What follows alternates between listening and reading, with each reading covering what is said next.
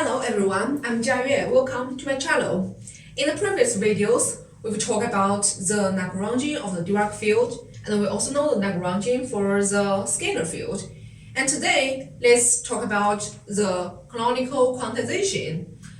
Before we quantize the Dirac field, first, let's review the canonical quantization procedure. Let's talk about the quantization of the scalar field. So, our topic today is the canonical quantization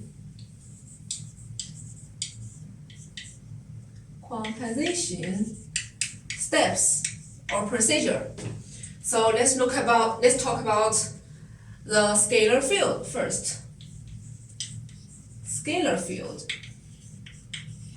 So what's the first step? Step 1, what is? You can think of this question. What is our first step to quantize a field? Yeah, it's find the Lorentz invariant Lagrangian. Find Lorentz invariant Lagrangian. We know that the Lagrangian for a scalar field is a half partial mu phi squared minus m squared, phi squared. So this is our first step, and it is a Lorentz invariant Lagrangian. So what's the step 2? What can we do for this Lagrangian? We can get a Hamiltonian, right? So step 2, compute the Hamiltonian using conjugate momentum,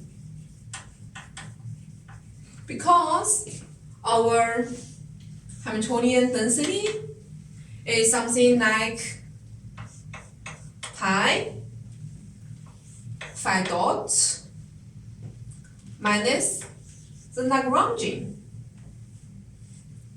And here pi is the conjugate momentum, which is defined as partial L, partial 0L. And in this case, it is phi dot. And our Hamiltonian, instead of Hamiltonian density, is something like d3x of the Hamiltonian density. This is our H Hamiltonian. And then we shall do the mod expansion of our field psi and the conjugate momentum. This means that we should write psi as some combinations of plane waves, something like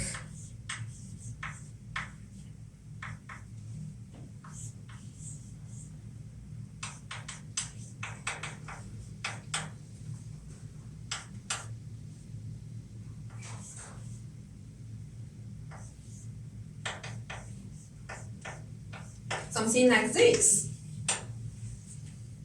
And this is d3p over some coefficient like 2 pi squared, 2 pi cubic, something like this.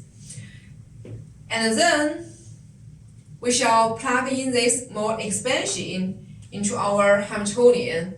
So our Hamiltonian should be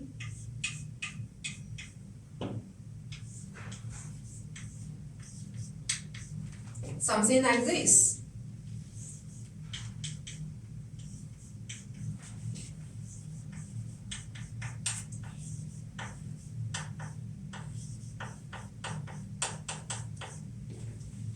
and there is a EP here, and there is a half here.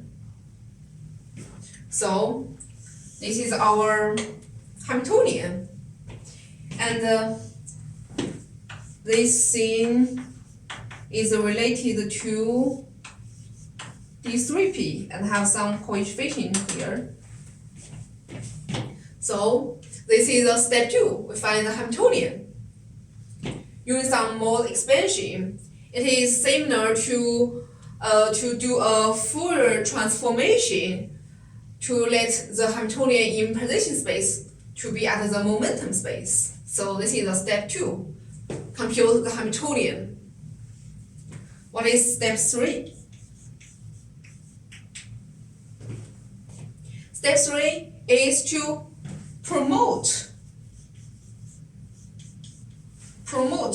A, P star, and also AP, and to impose commutation relationship.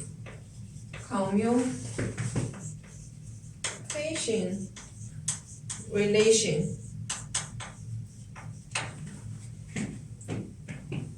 First, the commutation relation we should impose is about the field and the conjugate momentum, which means that our field and our conjugate momentum should have this commutation relationship, which is I delta 3 x minus y. This is a delta function. It is something really similar in what you know in quantum mechanics. Like you have xp, the commutator is equal to something like IH bar, something like this. So this is our quantization. And this will also give us the commutator of the A dagger and A. We have already promoted this AP star to AP dagger, and this is AP. This is operator. Now, after we promote this to operator, so we have AP dagger equals to 2 pi cubic delta 3 P minus Q. So in step 3, we impose the commutation relationship. So our Hamiltonian right now should become something like this.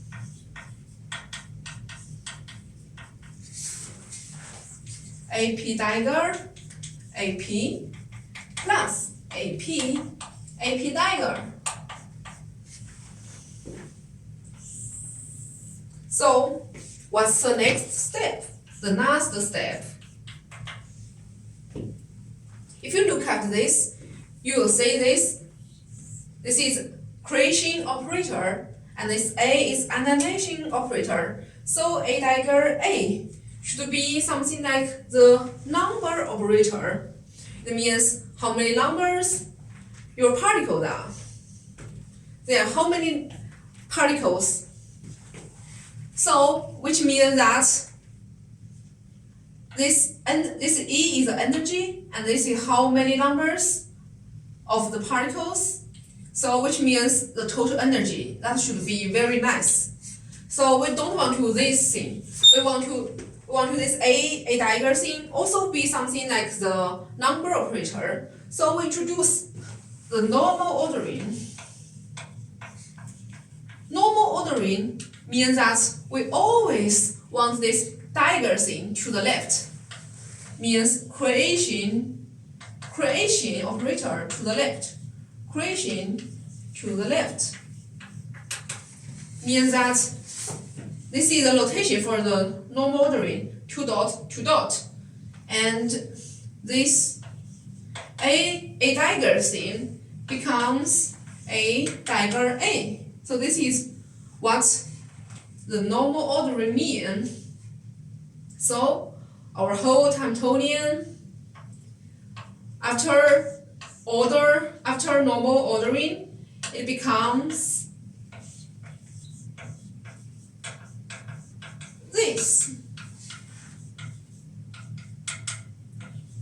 Because after normal ordering, we have 2 times the A dagger A.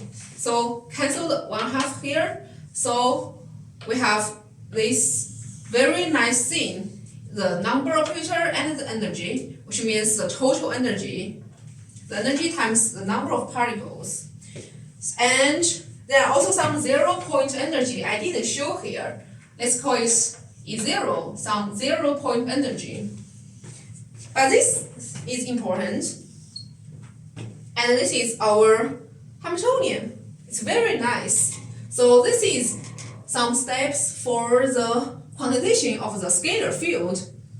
And for the Dirac field, the procedure is very similar, and we shall look at the quantization for the Dirac field in the next video. That's all. Thank you.